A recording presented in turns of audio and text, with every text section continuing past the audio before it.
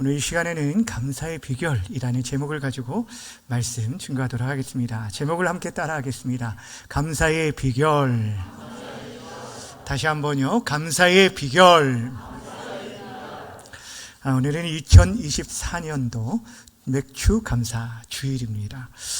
이 맥주절은 원래 이스라엘의 3대 절기 중에 하나입니다. 출애굽기 23장에 보면 하나님께서 이스라엘 백성들에게 1년에 3차례에 걸쳐서 반드시 지켜야 할 3가지 절기를 말씀해 주었는데, 그것이 우리들이 잘 알고 있는 그 3대 절기입니다. 무교절, 맥주절, 수장절이 이것입니다. 따라해 볼까요? 무교절, 맥주절, 수장절. 이 절기들이 성경에 여러 이름들로 나오기 때문에 여러분 좀 헷갈릴 수가 있는데요, 이 무교절이 지난 다음에 곧바로 유교절이 되기 때문에, 유월절이 되기 때문에 이 무교절은 유월절이라고 생각을 하시면 됩니다. 그러니까 이스라엘 백성들이 종되었던 애굽에서 그들이 해방되어지고 구원받은 은혜에 대해서 감사하는, 그러니까 우리로 치면은 해방의 날, 광복절과 같은 날이 무교절 유월절입니다. 그리고 이 무교절이 지난 다음에 7주가 지난 후에 지키는 절기가 맥주절, 77절이라고도 하고 오순절이라고도 부르는데, 이것은 이스라엘 백성들이 가나안 땅에 정착해서 첫 수확을 거둠에 대한 감사의 절기로 지켜지게 되었습니다. 그리고 이제 수장절은 말 그대로 거두어 들인 것을 저장한다라는 의미를 가지고 있는데, 보통 우리가 장막절이라고 우리가 알고 계실 거예요. 이 장막절은 광야 이스라엘 백성들이 40년 동안 하나님의 인도와 보호 속에 살아갔던 것에 대해서 기억하며 감사하며 보냈던 절기, 이것을 수장절이라고 하고 장막절이라고도 합니다. 지금 우리로서는 이 추수 감사절과 같은 절기가 이 장막절, 수장절입니다. 그러니까 이 이스라엘의 3대 절기는 모두가 감사절기예요. 하나님 구원하심의 은혜, 또 먹여주시고 입혀주시고 인도하신 은혜에 대한 감사의 절기가 이 3가지 절기입니다. 이것을 따라서 이 의미를 담아서 우리 개신교에서도 1년에 적어도 2차례는 다른 절기와는 다르게 감사절기는 우리가 상반기와 하반기에 걸쳐서 상반기 주신 은혜에 대한 감사의 절기, 또 하반기 주신 은혜에 대한 감사의 절기 해서 우리가 맥주 감사주일과 추수 감사주일을 지키게 됩니다. 저는 개인적으로 이 맥주 감사절이 있다는 것이 하나님께서 우리로 하여금 이 상반기를 돌아볼 수 있도록 하신 은혜가 있다라는 생각이 듭니다. 마치 축구 경기의 하프타임과 같은 귀한 시간이 바로 이 시간이다라고 생각합니다. 여러분, 축구 경기와 같이 전반전과 후반전으로 이렇게 나눠져 있는 이 경기에는 중간에 쉬는 시간, 하프타임이 있습니다. 이 시간은 선수들에게 있어서는 휴식 시간이기도 하지만 전반전의 상황들을 평가하는 거예요. 반성도 하고 쉼도 없지만, 그래서 이 후반전을 어떻게 해야 할지에 대한 전략 회의와 함께 다짐하는 그런 시간이 바로 이 하프타임 시간입니다. 우리에게 있어서 상반기 동안 하나님께서 우리를 여기까지 인도하신 은혜를 우리가 기억할 뿐 아니라 우리의 삶들을 또 돌아보고 우리에게 맡겨진 삶들을 우리가 어떻게 지금 잘 감당하고 있는지 생각하면서 후반기를 좀 힘있게 나아갈 수 있는 귀한 시간이 되어지기를 바랍니다. 여러분, 지난 상반기를 돌아봤을 때 여러분은 어떠한 삶을 지내오셨습니까? 고난과 눈물, 아픔의 그 터널들을 통하여서 여러분 삶 속에서 감사의 고백들이 많았는지, 아니면 불평과 원망의 그런 제목들이 많았는지 한번 돌아보셨으면 좋겠어요. 기억해야 할 게 무엇이냐면, 우리 믿는 자들에게 있어서, 우리 그리스도인들에게 있어서 이 감사는 선택사항이 아니라 필수라는 거예요. 어쩌면 감정의 문제가 아니라 우리가 마음 가운데 결단해야 할 문제가 이 감사라는 거예요. 성경은 말합니다. 범사에 감사하라. 이는 그리스도 예수 안에 있는 너희를 향하신 하나님의 뜻이다. 너희를 향하신 하나님의 뜻. 그리스도 예수 안에서 우리를 향한 하나님의 뜻이 무엇이냐면 범사에 감사하며 사랑하는 거예요. 여러분이 이렇게 오셔서 하나님 앞에 예배하는 이 모습을 하나님 기뻐 받으신 줄 믿습니다. 그런데 성경에 뭐라고 말하면 감사로 제사하는 자가 나를 영화롭게 한다라고 말씀합니다. 여러분들이 하나님 앞에 올려드리는 많은 것들이 있을 수 있지만 그 가운데 감사를 드려지는 것만큼 하나님을 기쁘시게 하는 것이 없고 그 자체가 하나님을 영화롭게 한다라는 거예요. 그러기에 여러분 우리가 할 수 있는 한 힘을 다해 하나님께 감사해야 하는 거예요. 근데 문제는 무엇입니까? 감사를 해야 할 이유를 압니다. 감사가 중요하다는 거 알고 이것이 우리를 향한 하나님의 뜻이라는 것을 알면서도 불구하고 우리의 삶에 점점 감사가 메말라져 가고 있다는 거예요. 공동체뿐 아니라 여러분 가정에서 어떻습니까? 여러분 부모와 자녀들 사이에, 부모와 자녀 가운데서도요, 또 부부 사이에서도 이 감사의 고백들 여러분 하십니까? 우리 가운데 이 감사가 메말라 가고 있는 이 현상을 성경은 뭐라고 말하냐면 말세의 징조 중에, 특징 중에 하나다라고 말하고 있습니다. 디모데후서 3장 1절 2절 말씀 함께 읽겠습니다. 시작. 너는 이것을 알라. 말세에 고통하는 때가 이르러 사람들이 자기를 사랑하며 돈을 사랑하며 자랑하며 교만하며 비방하며 부모를 거역하며 감사하지 아니하며 거룩하지 아니하며, 그 이후에도 계속적으로 여러 가지에 대한 내용들을 말을 하는데 여러분 대표적인 특징이 이렇다는 거예요. 하나님을 사랑하고 이웃을 사랑해야 할 인생들이 하나님이 아닌 돈을 사랑하게 되고 이웃을 사랑하기보다는 자기 자신만을 사랑하게 된다는 거예요. 그리고 부모를 거역하고 감사하지 않고 거룩하지 않는다. 이것이 이 마지막 때의 특징이라는 거예요. 여러분 이러한 시대에 저와 여러분들이 이 세상을 거스르고 어떻게 하나님의 말씀을 쫓아서 감사하며 살아가야 할지, 오늘 본문의 사도 바울의 감사의 비결을 우리가 함께 배움으로 이 감사를 회복할 수 있는 그런 은혜가 있기를 바랍니다. 그러기 위해서 우리가 먼저는 왜 우리 일상의 삶 속에서 왜 우리는 감사를 잃어버리고 살아가는가, 하나님께 감사하지 못한 여러 가지 이유 가운데 대표적인 세 가지 이유를 함께 나누려고 합니다. 첫 번째, 여러분 우리가 하나님께 감사하지 않는 이유 중에 하나는 뭐냐면 우리 안에 있는 교만함 때문이라는 거예요. 뭐 때문이라고요? 네, 교만 때문이라는 거예요. 여러분 교만한 사람의 삶의 특징이 무엇이냐면 자기 중심적인 생각과 사고 속에 살아가기 때문에 그 모든 것을 나의 애씀과 노력의 산물이라고 생각해요. 내 능력으로 이 모든 것들을 이뤘다라고 생각하기 때문에 하나님께 감사할 이유를 찾지 못하는 거예요. 아니 내가 애쓰고 내가 땀 흘리고 내가 노력하여 얻었는데 왜 하나님께 감사해야 하느냐라고 말한다는 것입니다. 근데 여러분 우리 삶을 정직하게, 여러분이 지금 서 있는 이 자리까지 서 있을 수 있었던 것이 정직하게 순수하게 100% 여러분의 노력의 산물이라고 생각을 하십니까? 그렇지 않다라는 거예요. 여러분 우리들이 이렇게 이 땅에서 평화를 누리고 있는 것, 우리가 이렇게 자유롭게 예비할 수 있는 그 모든 것 배후에는 누군가의 헌신과 수고와 눈물로 인하여 주어진 것이라는 거예요. 이것을 깨달은 자들은요 겸손히 하나님의 은혜 가운데 감사하며 살아가게 되어지는 거예요.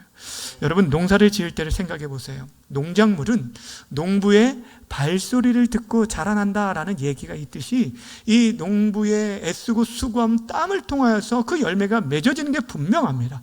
그럼에도 불구하고 근본적으로 하나님께서 햇빛과 비를 적당한 때 내려주지 않는다라고 한다면 그 어떤 훌륭한 농부도요 좋은 열매를 맺을 수 없다라는 거예요. 그렇게 사랑하는 여러분, 우리가 그 모든 것이 거저 주어진 것이 아니라 하나님의 은혜라는 것을 기억할 때 우리는 감사하게 되어지는 거예요. 여러분 성경은 말합니다. 겸손한 자에게 하나님이 은혜를 부어주신다라고 말입니다. 야고보서 4장 6절 말씀 함께 읽어볼까요? 시작. 그러나 더욱 큰 은혜를 주시나니 그러므로 일렀으되 하나님이 교만한 자를 물리치시고 겸손한 자에게 은혜를 주신다 하였느니라. 아멘. 어떤 자를 물리치신다고요?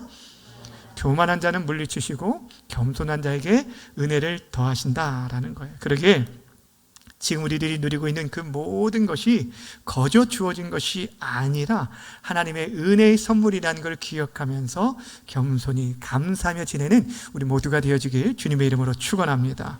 두 번째, 우리들이 하나님께 감사하지 못한 이유가 무엇일까요? 첫 번째는 뭐라고 했죠? 우리 안에 있는 교만함 때문이고, 두 번째는 남들과 비교하는 비교의식 때문에 우리가 감사하지 못하다라는 거예요. 여러분, 우리 가운데 여러분 이게 비교의식 가운데 자유로운 사람이 있을까요? 우리는 어려서부터 지내오면서 늘 남들과 비교 속에 평가를 받으며 지내왔기 때문에 우리도 모르게 쉽게 다른 사람과 비교하며 살아가는 것을 보게 됩니다.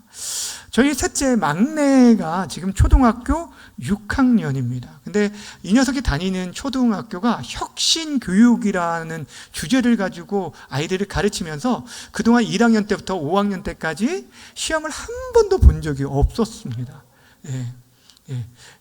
그렇습니다. 네, 추우신가 봐요. 좀, 제가 어디까지 얘기했죠? 네. 시험을 본 적이 없었대요. 권사님, 추우시면 저쪽 안 추운 곳으로 이동하셔도 좋을 것 같아요. 저쪽은 에어컨이 없습니다. 네. 그래서 5학년 때까지 굉장히 행복한 학교 생활을 했었는데, 올해 들어서 학교에서 시험을 보기 시작했어요. 그러면서 과목마다 이렇게 국어, 영어, 수학, 과학, 사회를 보게 되는데, 시험을 볼 때마다 매번 100점을 맞아서 시험지를 가지고 오는 거예요. 제가 자랑하려고 하는 게 아니라, 그것도 저를 닮은 것도 아니고요. 그렇습니다. 하여튼 간에, 그러면 여러분 어떻게 반응하는 게 맞습니까? 어떻게 반응을 해줘야 돼요? 애썼구나, 참 수고했다, 잘했다 라고만 하면 됩니다. 근데 제가 무의식 중에 뭐라고 말했냐면, 그래, 애썼다, 수고했어. 근데 너희 반에 100점 받은 애가 몇 명이나 돼? 라고 물어보더라는 거예요. 제가 무엇을 말씀하려고 하는지 아십니까? 저도 모르게 이 아이가 100점이 뭐 반에서 10명이든 몇 명이든 그것이 중요한 게 아니라 그 애쓰고 수고한 거에 대해서 그냥 노력하고 격려해주면 되는데도 불구하고 그냥 다른 아이들과 비교하면 이 아이를 평가하려고 했다는 것입니다. 근데 우리들이 다른 사람과 비교할 때 그냥 비교하는 것이 아니라 나보다 더 나은 사람과 비교하다 보니까 내가 지금 하나님께서 주신 풍성한 은혜들보다 어떻게 합니까? 내가 가지지 못하고 다른 사람이 가지고 있는 그 한 가지에 집중을 하게 됩니다. 그래서 오히려 그것만 바라보다 보니까 상대적 빈곤감을 가지고 하나님이 주신 은혜에 대한 축복에 대한 감사보다는 원망하고 불평하게 돼요. 심지어는요, 계속적으로 비교의식을 갖다 보면은 자기 자신에 대해 그 평가, 절하를 하기 때문에 이미 하나님께서 주신 은사와 능력들을 잘 발휘하지 못하는 그런 일들이 있습니다. 여러분, 이런 얼마나 안타까운 일이 많은지 모릅니다. 그래서 성경이 뭐라고 우리에게 말씀하고 있냐면, 고린도 후서 10장 12절에 이렇게 말씀합니다. 함께 읽어볼까요? 시작. 어떤 자와 더불어 감히 짝하며 비교할 수 없노라. 그러나 그들이 자기로서 자기를 헤아리고 자기로서 자기를 비교하니 지혜가 없도다. 이게 무슨 말이냐면, 우리 존재 자체가요, 그냥 하나님 안에서 굉장히 존귀한 자예요. 누구와 비교할 수 없을 정도로 굉장히 보배로운 자인데도 불구하고 다른 사람과의 비교 속에 살아가는 자만큼 어리석은 자가 없다라고 말해주고 있는 것입니다. 사랑하는 여러분, 기억하시길 바랍니다. 여러분이 이미 하나님께서 여러분 각자에게 귀한 은사와 능력을 주셨음을 기억하시길 바랍니다. 그래서 비교의식에 사로잡혀 살아가는 자들이 아니라 창조의식 속에서 나와 다른 사람을 바라볼 수 있는 그런 성숙한 주의 성도들이 되어지기를 주님의 이름으로 축원합니다. 세 번째, 우리가 하나님께 감사하지 못하는 이유 중에 하나가 뭘까? 자, 첫 번째는 뭐라고 했냐면, 우리 안에 있는 교만함 때문이고, 두 번째는 다른 사람과의 비교의식이 있기 때문이고, 세 번째는 우리 안에 채울 수 없는 헛된 욕망이 있기 때문입니다. 여러분, 우리는 본성적으로 욕심이 많이 있어요. 그러다 보니까 내게 주어진 것보다 내가 없는 것 주목하고 더 많이 가지려고 하는데 그것이 끝이 없다라는 거예요. 그 끝없는 욕망 중에 가장 큰 욕망이 바로 물질에 대한 욕심이에요. 여러분, 혹시 여러분 주위에 있는 분들 가운데 저 사람 참 물질에 욕심이 없다라는 분 한 분이라도 만나보신 적이 있습니까? 여러분, 물질이요, 많이 있는 사람은 많이 있는 대로, 적은 사람은 적은 대로 저마다 물질에 대한 욕심이 있고 그것이 끝이 없음을 보게 되어집니다. 사람이 식욕에 있어서는요, 배불리 먹으면 한동안은 식욕이 사라지게 됩니다. 그렇죠? 만족하게 됩니다. 근데 물질은 끝이 없다라는 거예요. 내가 어느 정도 이만큼 이전에 참 내가 생에 1억만 있었으면 좋겠다. 예, 제 소원이에요. 1억만 있었으면 좋겠다 라고 하는데, 만약에 1억이 저에게 채워졌다, 통장에 이런 일이 있다, 이런 일이 없겠지만 있다라고 하면 제가 만족할까요? 절대요. 그렇지 못한 게 인간이라는 것입니다. 사랑하는 여러분, 성경 우리에게 이렇게 말씀해 주고 있어요. 사람이 하나님과 재물을 겸하여 섬길 수 없다라고 말입니다. 마태복음 6장 24절에 보면 이렇게 말씀합니다. 한 사람이 두 주인을 섬기지 못할 것이니 혹 이를 미워하고 저를 사랑하거나 혹 이를 중히 여기고 저를 경히 여김이라. 너희가 하나님과 재물을 겸하여 섬기지 못하리라. 여러분, 이 말씀을 잘 보시면 뭐라고 말하냐면 하나님과 재물을 겸하여 섬기지 말라라고가 아니에요. 하나님과 재물을 겸하여 섬길 수 없다라는 것. 우리 안에 두 주인을 섬길 수 없습니다. 여러분이 하나님을 섬기든지 재물을 섬기든지 하는 것이지, 여러분이 두 가지를 섬길 수 없다라는 것을 말하는 거예요. 그러니까 여러분 안에 지금 내가 내 마음 가운데 나는 하나님도 섬기고 있고 재물도 섬기고 있다라고 한다면, 여러분 지금 하나님이 아닌 무엇을 섬기고 있냐면 재물을 섬기고 있는 거예요. 이것을 주의해야 돼요. 여러분, 문제는 돈 자체가 문제가 아닙니다. 우리에게 물질은 굉장히 좋은 도구가 되어지고 우리가 베풀 수도 있고 하나님이 이거를 통해 우리가 생활하게 하셨기 때문에 이 돈 자체가 문제가 되는 것이 아닙니다. 성경이 우리에게 말하는 것은 돈을 사랑함이 일만하게 뿌리라고 디모데전서 6장에서 말해주고 있어요. 자, 한번 보여주실래요? 디모데전서 6장 10절 말씀 함께 읽습니다. 시작. 돈을 사랑함이 일만하게 뿌리가 되나니 이것을 탐내는 자들은 미혹을 받아 믿음에서 떠나 많은 근심으로써 자기를 뭐 했다고요? 찔렀도다 라고 말합니다. 결국에 돈에 대한 욕심이, 돈을 사랑하면 여러분 그것이 여러분의 인생을 찌릅니다.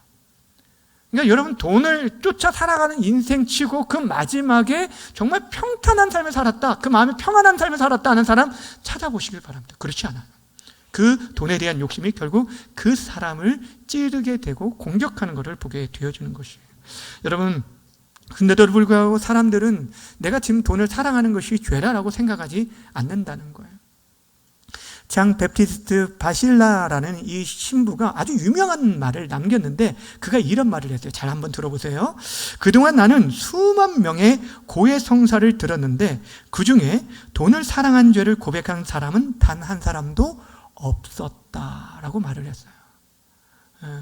수만 명의 사람들을 통해서 수십만의 그 고해 성사를 들었는데 단 한 번도 내가 돈을 사랑하는 죄를 지었습니다라고 고백한 사람들이 없었다라는 거예요. 그만큼 우리는 이 돈을 사랑하는 그 욕심이 가득하고 이 채울 수 없는 욕망에 사로잡혀 살아가고 있다라는 것을 말해주고 있습니다.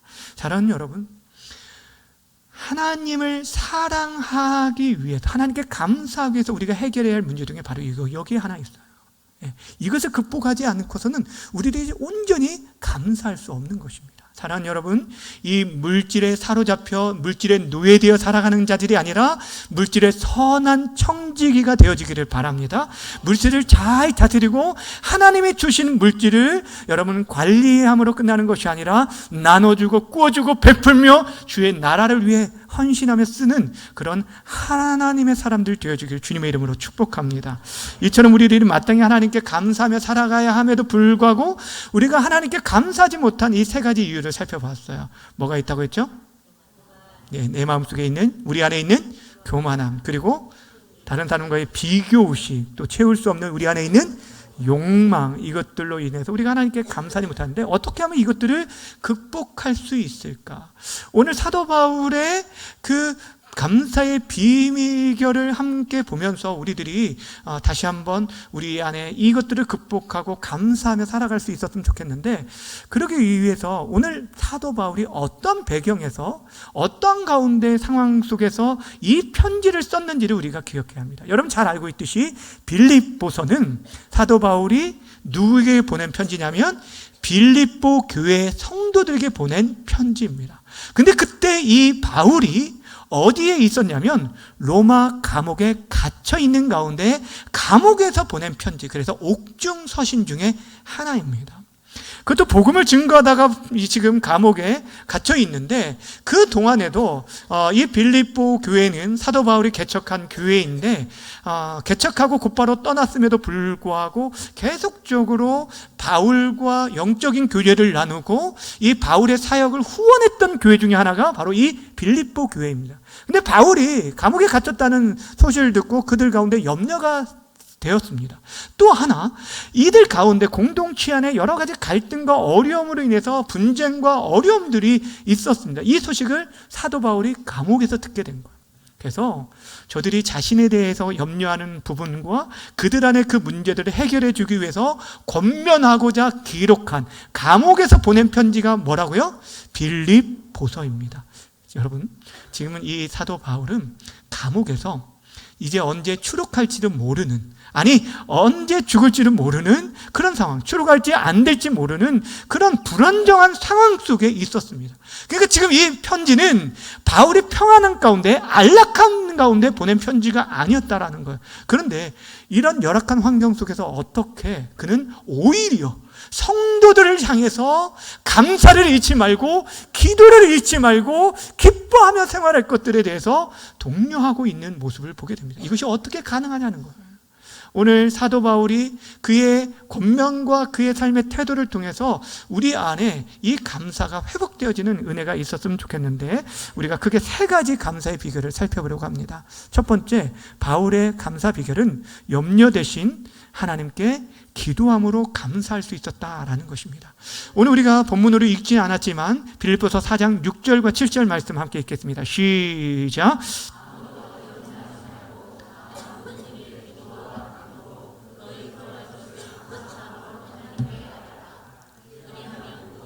지각에 뛰어난 하나님의 평강이 그리스도 예수 안에서 너희 마음과 생각을 지키시리라. 아멘. 아무것도 염려하지 말래요. 오직 기도와 간구로 하는데, 하나님께 감사하게 아뢰면요, 모든 지각에 뛰어나신 하나님의 평강이, 세상이 줄 수 없는 그 평강이, 깊은 바다의 심연처럼 어떤 가운데서도 요동치지 않는 그 평강이 우리의 마음과 생각을 지켜주신다라고 약속을 해주셨어요. 여러분, 염려 대신에 기도하며 나아갈 때 우리들이 평안함을 누리고 그곳에서 감사할 수 있다라고 말해주고 있는 거예요. 근데 우리들은 보통 어떻게 생각합니까? 이 염려의 문제가, 지금 당장에 이 문제가 해결되어져야만 내가 감사할 수 있다라고 생각을 합니다. 근데 여러분 생각해 보세요. 염려가 다 해결돼야만 감사할 수 있다라고 한다면 여러분 일생 가운데 얼마나 감사할 수 있겠습니까? 오히려 감사할 수 없는 상황들만 만들어질 거예요. 왜냐하면 우리의 삶은 산 넘어 산이기 때문이에요. 한 문제를 여러분 염려를 극복했다라고 해서 끝납니까? 아니에요. 정말 힘겹게 이 문제 이겨주면 좀 괜찮아지겠지 하는데 그 산을 넘고 보면은 더 높은 산이 기다릴 때가 있어요. 저희 집 새아이 얘기했잖아요. 큰애가 고3입니다. 둘째가 김정은도 무서워서 못 쳐들어온다는 중2입니다. 그리고 막내는요, 가장 무서운 초등학교 사춘기를 겪고 있는 6학년입니다. 그러니까 여러분, 이 아이들을 저희가 대할 때, 한 녀석 조금 지나면 괜찮겠지 하면 또 한 녀석 괜찮아지면 또, 그러니까 이게 전쟁터를 보내고 있어요. 근데 여러분, 그 모든 것이 해결될 때 감사한다면 저희 집은요, 감사가 아니라 매일 원망하며 원망의 찬양을 드려야 할 것입니다. 근데 여러분, 오늘 성경에 뭐를 얘기합니까? 그 염려를 누구에게 맡기라고요? 하나님께 맡기면 아직 문제가 해결되지 않았음에도 불구하고 그분께 맡겨짐으로 인해서 우리는요, 마음의 평안을 누리고 감사할 수 있다는 거예요. 우리 주님께서 우리를 초청하시면서 뭐라고 말합니까? 수고하고 무거운 짐진 자들아 다 내게로 오라. 내가 너희를 쉽게 하겠다. 사랑하는 여러분, 여러분의 짐을 상반기 동안 얼마나 주님께 맡기면서 그분 안에서 쉼을 누리며 살아오셨습니까? 여러분은 우리가 특별히 감사하며 특별히 기도하는 것이 감사의 회복의 길인 것을 왜 그런지 아십니까? 아무나 기도할 수 있는 게 아니에요. 앞에서 감사하지 못하는 것 중 하나가 우리 안에 있는 교만 때문인데, 교만한 사람은요 하나님께 감사하지도 않을 뿐 아니라 뭐 하지도 않을까요? 기도하지도 않아요. 기도는 겸손한 자가 해요. 하나님의 은혜 없이는 살 수 없음을 깨달은 자들이 하나님께 간구하게 되어지고, 그때 하나님은 은혜를 베풀어 주시고 응답하여 주신다는 거예요. 그래서 진짜 겸손한 자들이 기도하게 되고 감사할 수 있게 되어주는 거예요. 바라고 원하기는 교만함으로 감사를 잃어버린 인생들이 아니라, 다시 한번 우리에게 주어진 그 모든 상황들, 우리에게 거저 주어진 것이 아니라 하나님의 은혜의 선물임을 기억하면서 감사하며 우리의 염려를 주님께 기도함으로 인해서 감사하며 살아갈 수 있는 우리 모두가 되어지기를 주님의 이름으로 간절히 축원합니다. 두 번째, 바울의 감사 비결은 무엇이냐면, 첫 번째는 염려를 하나님께 기도하며 맡겼다. 근데 두 번째는 나의 능력이 아니라 하나님의 그 크신 능력을 신뢰함으로 감사했다라는 거예요. 오늘 본문 13절 말씀 함께 읽겠습니다. 시작!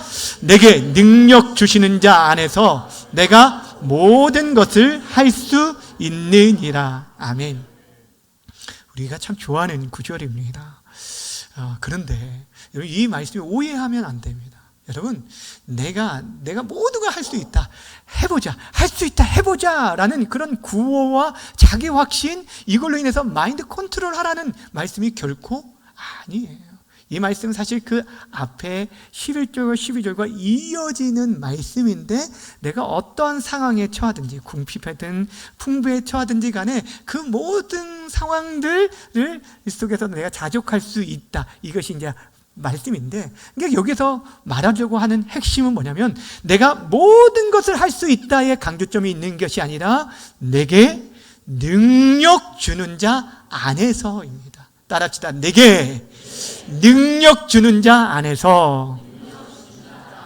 여러분, 이것이 참 중요합니다. 바울이 이것이 있었기에 그는 비록 감옥 안에 갇혀 있었지만 그 환경과 상황을 초월하여 역사하시는 하나님, 그분의 능력을 믿었기 때문에 그는 오히려 감옥 밖에 있는 성도들을 위로하고 격려할 수 있었던 것입니다. 사랑하는 여러분, 우리 자신이 아니라 하나님의 능력을 확신할 때 우리는 감사할 수 있어요. 우리 앞에서 감사하지 못하는 두 번째 이유가 뭐라고 했냐면, 남들과의 비교하는 비교의식 때문이다 라고 말씀을 드렸는데요, 하나님의 능력을 신뢰하게 되면 자신에게 없는 것에 집중하는 것이 아니라 나에게 이미 주신 것에 대해서 감사하고 하나님의 그 크신 능력을 신뢰하기에 담대하게 자기에게 맡겨진 사명을 감당하게 되어지는 거예요. 민수기 14장에 보면 우리들이 잘 알고 있는 가나안 땅에 보내진 12명의 정탐꾼 이야기가 나오죠.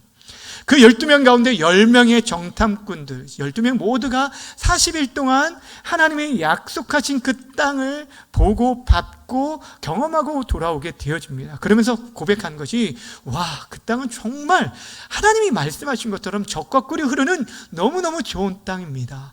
그러나 그곳에 있는 사람들, 그들이 누구를 보고 왔냐면 거인 족속인 아낙 자손을 보고 온 거예요. 키가 창대한 그들을 보고 오면서 그들 보기에는, 그들과 자신들을 비교하니까 그들 보기에 자신들은 뭐와 같다고요? 메뚜기 같다라는 말을 하게 된 거예요. 도저히 그 땅을 차지할 수 없다는 거예요. 여러분, 약속의 성취를 눈앞에 두고 있는데도 불구하고 그들은 그곳에서 하나님께 원망하게 되었어요. 그런데 그 12명 중에 2명인 여호수아와 갈렙은 똑같이 보고 왔지만 이들을 자신과 비교하지 않았어요. 아낙 자손들만 본 것이 아니라 하나님, 그 뒤에 계신 하나님과 그 땅을 주겠다고 하는 하나님의 약속을 그들은 바라보았어요. 그러기에 하나님과 저들을 볼 때는 저들은 오히려 우리의 밥이라고 고백을 하게 된 거예요. 사랑하는 여러분, 결국에 이 10명의 부정적인 보고로 말미암아 사람들의 원망이 백성 안에 탁 퍼지게 되어서 20세 이상의 모든 사람들이 광야에서 다 죽게 되어지고 오직 2명 여호수아와 갈렙 믿음의 고백을 하고 하나님의 능력을 신뢰한 저들만이 여러분 약속의 땅에 들어갈 수 있었다라는 거예요. 사랑하는 여러분, 비교의식을 이길 수 있는 것은요, 하나님의 능력을 신뢰할 때만 가능하게 되어지는 거예요. 내가 뭔가를 조금 노력하고 애쓰고 수고해서 다른 사람보다 조금 더 위에, 상위에, 그래서 우월감을 어느 정도 가질 수도 있습니다. 근데 계속적으로 가질 수 없는 것은 언제든지 여러분보다 더 뛰어난 사람들은 늘 언제나 주변에 많기 때문이에요. 그러게 이 비교의식을 이길 수 있는 것은 우리 안에 있는 게 아니라 누구에게 있다고요? 하나님께 있습니다. 다시 한번 부탁드리기는 우리 자신이 아니라 하나님의 능력을 신뢰하면서 불평과 원망이 아니라 감사하며 살아가는 우리 모두가 되어주기를 주님의 이름으로 축원합니다. 마지막으로 바울의 밤사 비결. 자, 첫 번째는 어떤 비결이라고 했죠? 염려 대신에 하나님께 기도. 벌써 이렇게 잊어버려요. 한 번 넘어가면. 두 번째는 내 능력, 자신의 능력이 아니라 누구의 능력이요? 하나님의 능력을 신뢰하는 것이다 라고 말했고, 세 번째는 어떤 형편이든지 자족하기를 배웠기에 그는 감사할 수 있었다는 거예요. 11절과 12절 말씀 함께 읽겠습니다. 시작. 말하는 것이 아니니라 어떠한 형편에든지 나는 자족하기를 배웠노니 나는 비천에 처할 줄도 알고 풍부에 처할 줄도 알아. 모든 일 곧 배부름과 배고픔과 풍부와 궁핍에도 처할 줄 아는 일체의 비결을 배웠노라. 아멘. 여러분, 우리들이 그냥 가만히 있는데 실제 우리들이 감사가 저절로 나오는 것은 아니에요. 감사는 사실 결단이에요. 그리고 그것을 배워야 하는 거예요.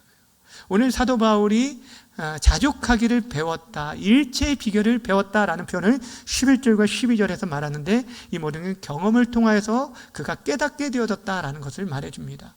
그의 삶에 참 여러 난관들을 경험했던 것을 우리들이 잘 알고 있어요. 배고픔과 메마짐과 배 파선과 굶주림과 여러 가지 죽을 고비를 수없이 겪어왔는데, 그럼에도 불구하고 그가 그 모든 상황들을 견디어내면서 깨달은 게 뭐냐면, 자신의 삶의 주인이 하나님이신 것과 그 하나님의 섭리와 주권 속에 내가 살아가고 있다는 것들을 깨닫는 순간 그는 그 어떤 형편에 처하든지 감사를 잃어버리지 않았다는 거예요. 자족하는 삶을 살았다는 거예요.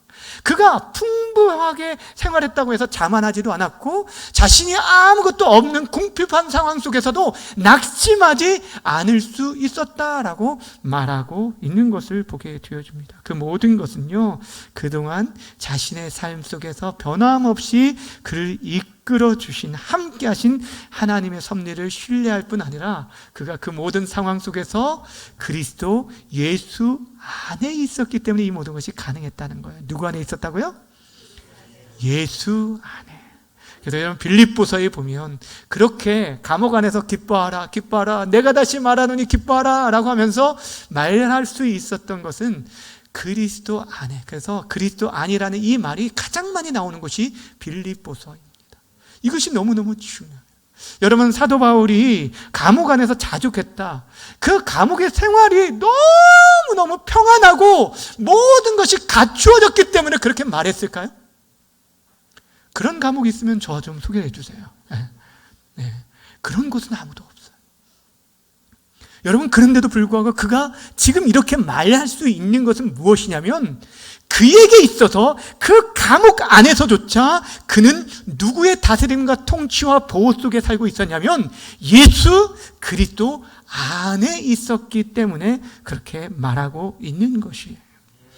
여러분, 우리 안에 끝없는 욕망에 의해서 늘 부족함을 느끼며 살아가고 하나님께 대한 감사를 잃어버리게 되어주지만, 정말 예수님이 내 인생의 주인 되시고 생명 되시고 생명의 양식 되시며 구원 되시며 주인 되시고 친구 되심을 안다면, 또 그분을 믿고 그분을 내 심령 가운데 영접하며 그분과 동행하며 살아간다면, 여러분, 정말 예수님 한 분만으로도 늘 우리는 만족하며 살아갈 수 있는 거예요.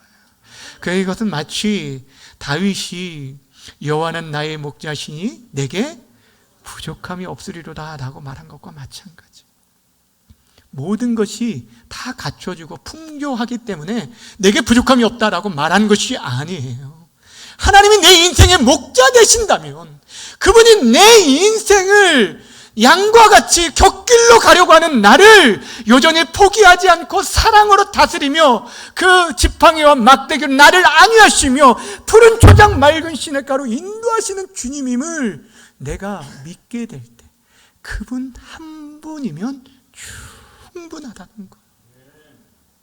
주 안에 사랑하는 여러분, 그렇습니다. 우리가 정말 예수님을 만나고 그분 안에 거하고 그분이 우리의 삶을 온전히, 그분께 우리의 삶을 온전히 맡겨드리게 되면 우리 안에 참된 만족과 기쁨, 감사함으로 살아가게 되어지는 것입니다.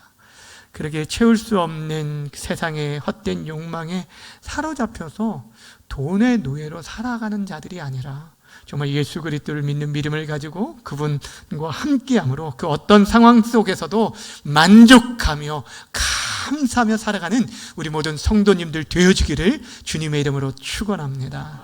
주님을 사랑하는 여러분, 우리가 예수를 믿고 그분을 믿고 섬기는 것이 사실 만만치 않는 삶입니다. 때로는 참고 인내하고 견디어내야 할 일들이 너무너무 많이 있어요. 그런데도 불구하고 살아가신 사랑의 여러분, 기억하시길 바랍니다. 우리 하나님은 선하신 분이십니다. 그 인자하심, 우리를 향한 사랑하심이 영원하신 분이십니다. 그분 지금도 살아계시고 우리와 함께 하신 줄 믿으시길 바랍니다. 두려워 말라, 내가 너와 함께 합니다. 놀라지 말라, 나는 내 하나님이 됨이니이다. 참으로 너를 도와주리라. 참으로 나의 의로운 오른손으로 너를 붙들리라. 사랑하는 여러분, 기억하셔야 돼요. 하나님을 사랑하는 자, 곧 그 뜻대로 부르심을 받은 모든 자에게는 모든 것이 합력하여 선을 이루게 되어질 것입니다. 그러기에 여러분이 이 땅에서 가장 복은 다른 게 아니에요. 예수 믿고 그분의 자녀로 살아가는 것이 참된 행복임을 기억하시길 바랍니다. 송경민 씨가 쓴 찬양 가운데 행복이라는 찬양이 있어요.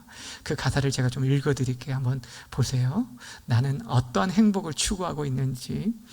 화려하지 않아도 정결하게 사는 삶, 가진 것이 적어도 감사하며 사는 삶, 내게 주신 작은 힘 나눠주며 사는 삶, 이것이 나의 삶의 행복이라오.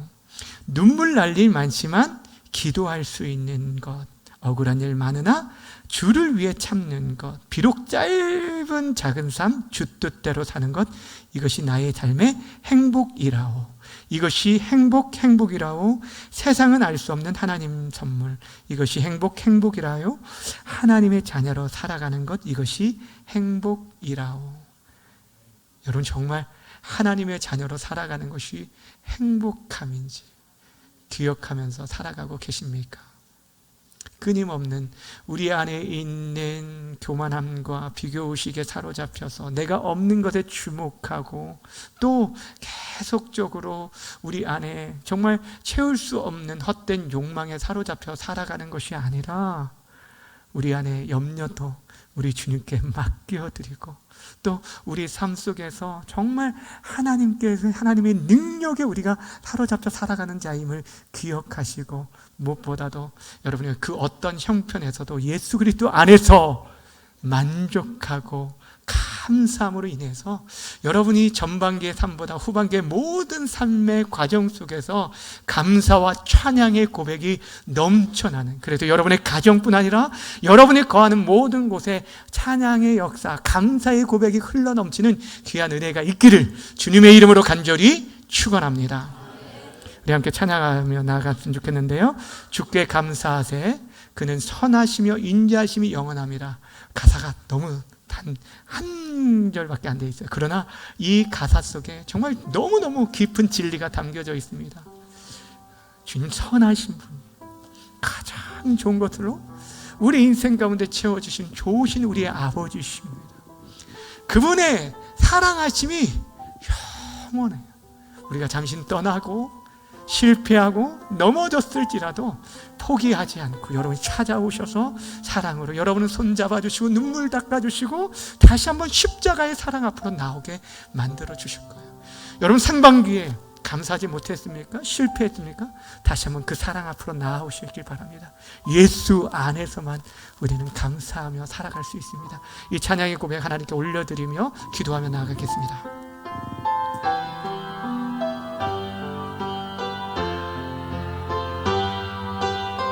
주께 감사하세, 주께 감사하세. 그는 선하시며 인자하시니 영원하리라.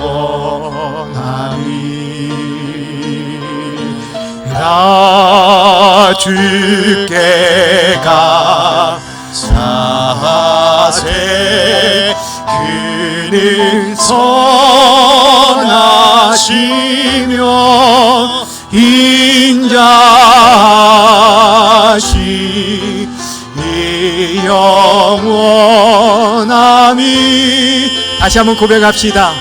주께 감사하세. 주께 감사하세. 그는 선하시며 인자하심이 영원함이라.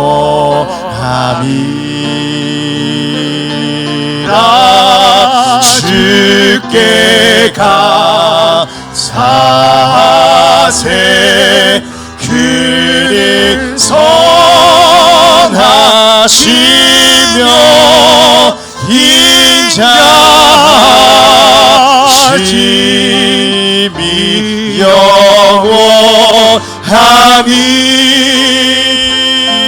이제 우리 함께 기도하며 나아갔으면 좋겠습니다. 상반기 삶 속에서 우리가 넘어지고 실패하고 감사보다 원망과 불평 가운데 살았을지라도 다시 한번 우리를 이 자리, 예배자의 자리까지 이끌어 주신 것, 이게 하나님의 은혜임을 믿으시기를 바랍니다. 하나님 선하신 분이십니다. 그 인자하심이 영원하신 분이십니다.